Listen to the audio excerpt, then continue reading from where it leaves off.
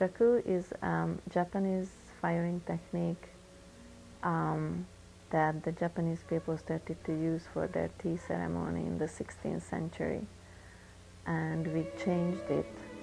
I mean, the Western world changed it. It's not exactly the same as the Japanese people used to do it, but the gist of it is still very similar.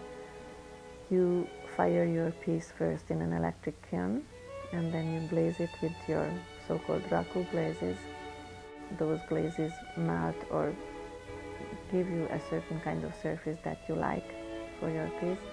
After glazing, you fire it again, and this second firing is called the Raku.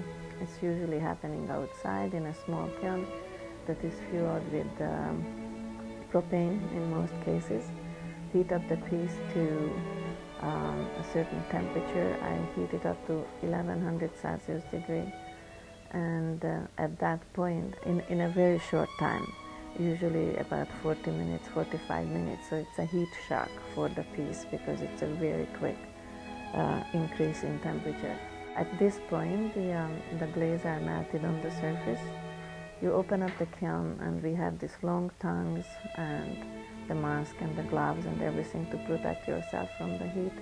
You reach in the kiln and grab one piece, pull it out from the kiln, and put it in a so-called post-reduction chamber, which is a metal container, and it has sawdust, newspaper, any kind of combustible material in it. And since the piece is glowing red hot, so hot, the combustible material goes on flame right away, and you close the lid of the post-reduction chamber so it doesn't get more air outside. So in the chamber, since the burning is still going on, in the lack of the oxygen, it's a reduction atmosphere, and the carbon that is in the combustible material becomes carbon monoxide and carbon dioxide later. So it searches for oxygen, and since it doesn't get any oxygen from outside, it gets it from the metal oxides that you have in the glaze.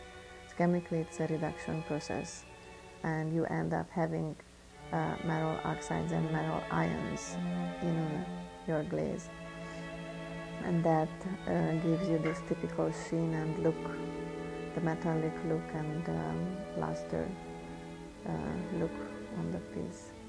That's cool. It's a labor-intensive, dirty method, but it's exciting because it always has surprises.